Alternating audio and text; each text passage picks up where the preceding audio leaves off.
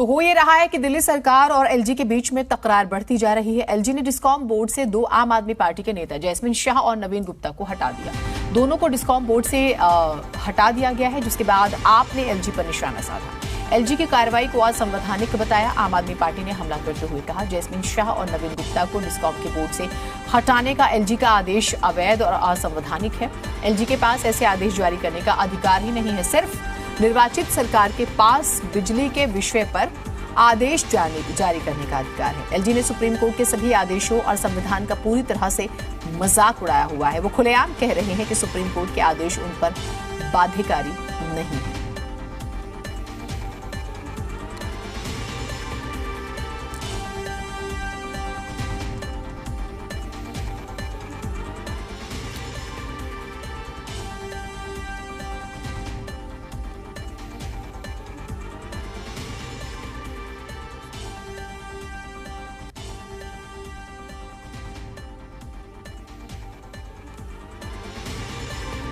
तो जो मनीष सिसोदिया ने भी कहा है वो हम आपको दिखा रहे हैं और अभी आपको सुनाएंगे भी कि उन्होंने जो कहा है, क्योंकि आज तलखियां इसी बात को लेकर जो है ज्यादा बढ़ेंगी। डिस्कॉम बोर्ड से आम आदमी पार्टी के जो है 2 नेता जो है जिस तरह से हटाए गए हैं उसको लेकर नाराजगी है।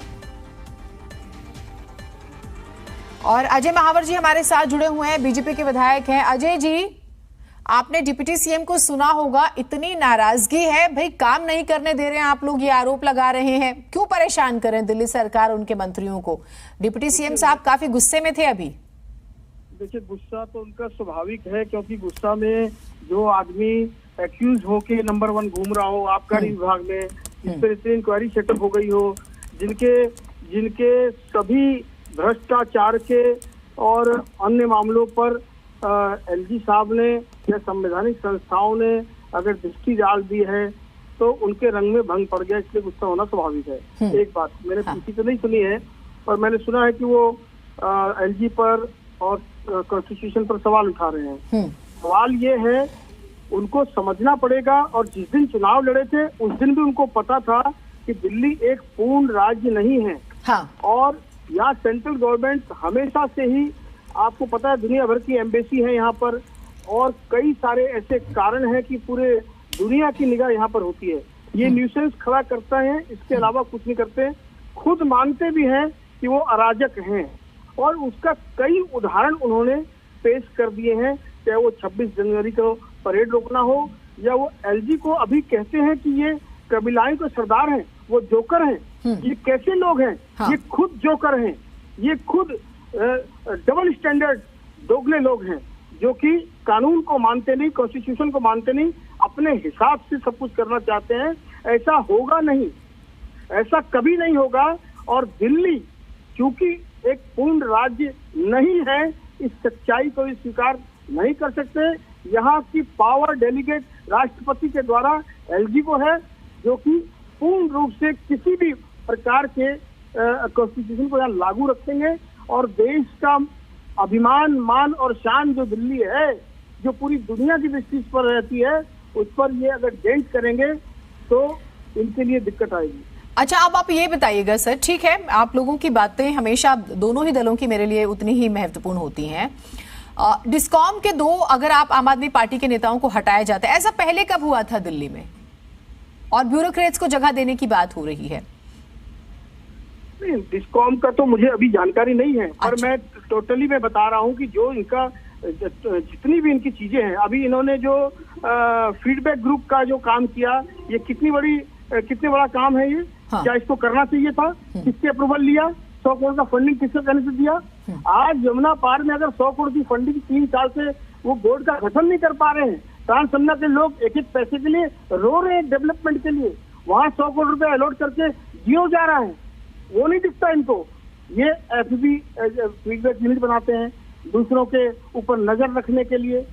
तो इस प्रकार की गंदी राजनीति जिस प्रकार ये न्यूसेंस कर रहे हैं, मुझे लगता है बहुत संघर्षों के बाद ये स्टेट बना था, और ये किसी प्रकार से इस प्रकार का झगड़ा करके किसी प्रकार से भी ये मुझे लगता है कि कहीं ना कहीं ये दिक्कत में डालने वाले हैं दिल्ली को, और भी ऐसा मुझे लगने ठीक है लगा। अजय जी, हाँ अजय जी आप रहिएगा हमारे साथ, हम और बातचीत करेंगे और मैं चाहूंगी आपके पास समय की बाध्यता ना हो, आप जरूर समय निकालें।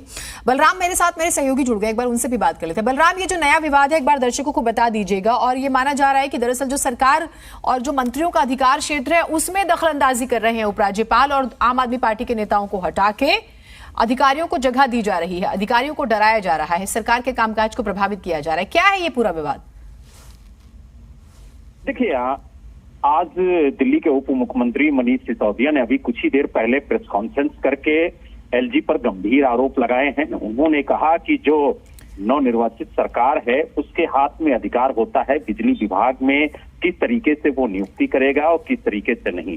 अगर बिजली विभाग में भी हस्तक्षेप एलजी साहब करते हैं तो कहीं ना कहीं ये संविधान की अनदेखी होगी और नियमों की अनदेखी होगी। उन्होंने ये भी स्पष्ट तौर से हमारे साथ घनेंद्र भारद्वाज जी जुड़ गए आम आदमी पार्टी की तरफ से। घनेंद्र भारद्वाज जी, क्या बात है, हर दिन लड़ाइयां ही होती रहती हैं, अब ये क्या नया झगड़ा कर लिया आप लोगों ने बिजली विभाग को लेकर? बताइएगा जरा, क्योंकि अभी अजय महावर जी हमारे साथ हैं, हम बातचीत कर रहे थे, वो कहते हैं कि दरअसल आप लोग जानबूझ के इस तरह की बातें करते हैं, काम में मन नहीं लगता, ध्यान भटकाने के लिए। जरा ये नया विवाद बताइए। देखिए, झगड़े करने का काम जो है वो भारतीय जनता पार्टी के पास है, लेफ्टिनेंट गवर्नर के पास है। हम तो चुनी सरकार, हम अपना काम कर रहे हैं और ऑलरेडी जो संविधान ने, कॉन्स्टिट्यूशन ने तय कर दिया, जो सुप्रीम कोर्ट ने तय कर दिया, उसके हिसाब से दिल्ली की ब्यूरोक्रेसी चलेगी, उसके हिसाब से दिल्ली की सरकार चलेगी। लेफ्टिनेंट गवर्नर साहब आए दिन अनकॉन्स्टिट्यूशनल काम कर रहे हैं, आए दिन असंवैधानिक निर्णय ले रहे हैं। ये किस बात के लेफ्टिनेंट गवर्नर साहब हैं? अरे आपको केंद्र की सरकार ने दिल्ली की डेवलपमेंट के लिए लगाया है, आपको डेवलपमेंट के काम रोकने के लिए थोड़ी लगाया हुआ है। जो काम दिल्ली सरकार के, हम बार बार यही कह रहे हैं कि जो हमारे काम है हम करेंगे, जो एलजी साहब के काम है एलजी साहब करेंगे। एलजी साहब पुलिस ठीक नहीं करेंगे, एलजी साहब डीडीए ठीक नहीं करेंगे, लेकिन एलजी साहब रोज दिल्ली की सरकार के कामों में टांग अड़ाएंगे। अरे हमारी सरकार ने, हमारी कैबिनेट ने जो डिसीजन लिया, एलजी साहब कॉन्स्टिट्यूशनली बाउंड है दिल्ली की सरकार के डिसीजन को मानने के लिए, दिल्ली की कैबिनेट के डिसीजन को मानने के लिए। सरकार है ये आपकी, जो अपने कोई काम दिल्ली के करती नहीं है, वो निगम पर माथा मारती है, वो डीडीए पे माथा मारती है, वो दूसरे प्रदूषण होता है तो दूसरे राज्यों के लिए, पराली के लिए बोलती है, उसको पानी की दिक्कत है तो दूसरे राज्यों पर, केंद्र पर डाल देती है। अपना कोई काम, दिल्ली का एक भी काम आम आदमी पार्टी की सरकार नहीं करी। और आज तक 3 साल के और पिछले 8 साल के सेशन में एक दिन सत्र नहीं बुलाया जिस पर पानी पर चर्चा हो, जिस पर प्रदूषण पर चर्चा हो, जिस पर शिक्षा पर चर्चा हो। सदन किस पर बुलाते हैं? तो दिल्ली में पुलिस कमिश्नर क्यों बुला दिया, भारत रत्न किसी को दे दो, कभी किसान पर बुलाते हैं। जो जो चीज इनके पास नहीं है उस पर ये सदन बुलाते हैं। कभी भी सार्थक चर्चा आज तक इन्होंने दिल्ली विधानसभा में दिल्ली की समस्याओं को लेकर नहीं की। मैं चुनौती देता हूँ, 10 दिन का सेशन बुलाए, एक दिन शिक्षा पर, एक दिन स्वास्थ्य पर, एक दिन आप जल भराव पर, एक दिन आप जल बोर्ड पर श्वेत पत्र लेकर आए। आप निश्चित रूप से चर्चा करें प्रदूषण पर, आप निश्चित रूप से चर्चा करें यमुना नदी की सफाई पर। आप उस पर चर्चा नहीं करेंगे, उसके बारे में बात नहीं करेंगे। आप हर वो काम करेंगे जिससे कि झगड़ा हो एलजी के साथ, केंद्र के साथ, पुलिस के साथ, डीडीए के साथ, पड़ोसी राज्यों के साथ। कभी भी आप इस पर नहीं जाते। जी मैं बोलूं क्या? नहीं ठीक है, हाँ नहीं आप बोलिएगा, ठीक है अजय जी ठीक है। अच्छा ठीक है, आपने अपने आरोप लगाए सर, आपने अपने आरोप लगाए, एक बार जवाब ले लेते हैं। लेकिन एक सवाल अजय जी आपसे भी रहेगा, वो ये कि शीला दीक्षित सरकार में ये फैसला हुआ था कि डिस्कॉम में सरकारी नियुक्तियां होंगी। 2 बड़ी बिजली कंपनियों का जिक्र हुआ, मैं उन कंपनियों के मालिकों का नाम नहीं लूंगी, तब का फैसला था। और आपको क्या 7-8 साल लगे कि आपको लगा कि नहीं नहीं ये नियुक्तियां तो गलत है, इसे बदला जाए भाई?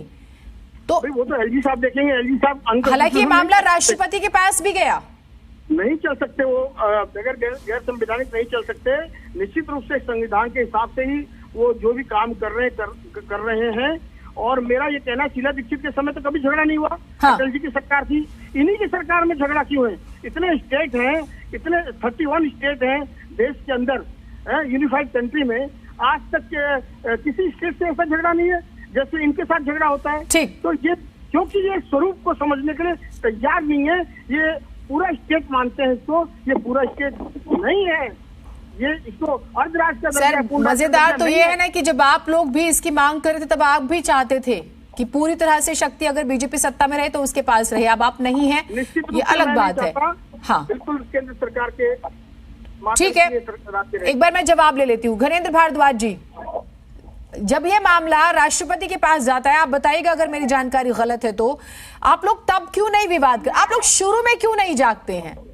आप लोग बहुत देर नहीं कर देते जागने में?